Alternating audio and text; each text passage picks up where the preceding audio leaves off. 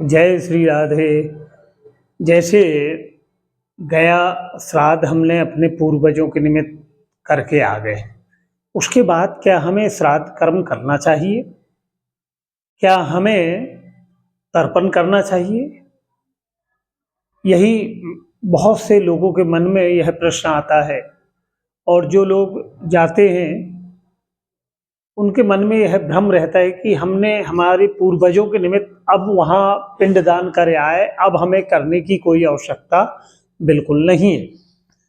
अब हम एक छोटा सा उदाहरण आपको दे रहे हैं कि आपने चारों धाम की यात्रा कर आए, बद्रीनाथ, केदारनाथ, जगन्नाथपुरी, रामेश्वरम, आप पूरी यात्रा करके आ गए, सकुशल आ गए। उस परमात्मा की कृपा से आपकी यात्रा बड़ी मंगलमय हुई। अब आप जब घर आ गए तो घर आने के बाद क्या आपने भगवान की पूजन अर्चन वंदन करना बंद कर दिया कि आपके चारों धाम की यात्रा हो गई, आप अब आपको कतई कोई चीज करने की आवश्यकता नहीं है? नहीं, आप पूजन पाठ करते हैं, फिर भी उस परमात्मा की आराधना करते हैं कि उसकी हम पर कृपा है। तो ठीक उसी तरह जैसे हमारे यहाँ कोई विवाह हो रहा, कोई शादी है, तो हम पितरों को निमंत्रण देते हैं। कोई दिव्य अनुष्ठान अगर हो रहा है तो अनुष्ठान के पूर्व में नंदी श्राद्ध होता है, पितरों का स्मरण किया जाता है, पितरों के निमित्त भेंट रखी जाती है। तो ऐसा नहीं कि गया जी गए और आपने एक बार पिंड दान कर आए, अर्थात अपने पितरों से आपने पिंड छोड़ा लिया कि अब आप पितरों को भूल जाएं। हाँ, जीवन पर्यंत पितरों की कृपा, कुल देवी देवताओं की कृपा हम पर सदैव बनी रहती है। वही पितरों के कारण हमारा यह जीवन है। तो जैसे आप अगर प्रतिदिन जल अर्पण नहीं कर सकते, गया जी चले गए उसके बाद, तो जिस तिथि में उनकी श्राद्ध तिथि है उस दिन आप उन्हें जल अर्पण कर दें। एक लोटा जल ही तो आपको अर्पण करना है, कुछ भोग बनाकर आप गऊ को खिला दें, नैवेद्य भोग, किसी भूखे को भोजन करा दें।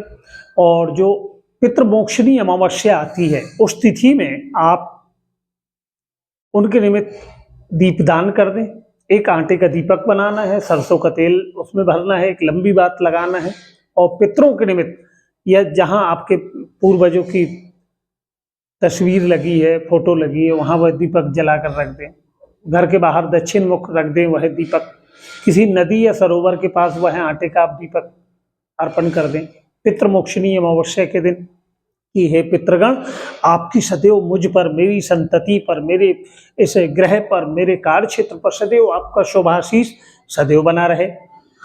प्रतिदिन हम अपने पितरों को नतमस्तक होते हैं, प्रणाम करते हैं।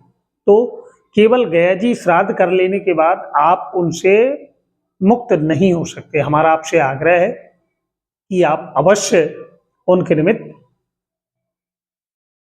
तर्पण करें। श्राद्ध तिथि में जो हो सके वह आप अवश्य करें। यह वीडियो आप और लोगों तक भी भेजें, जिससे वह भी, उनसे जो भूल हो रही है उसे वह सुधार पाएंगे। जय श्री राधे।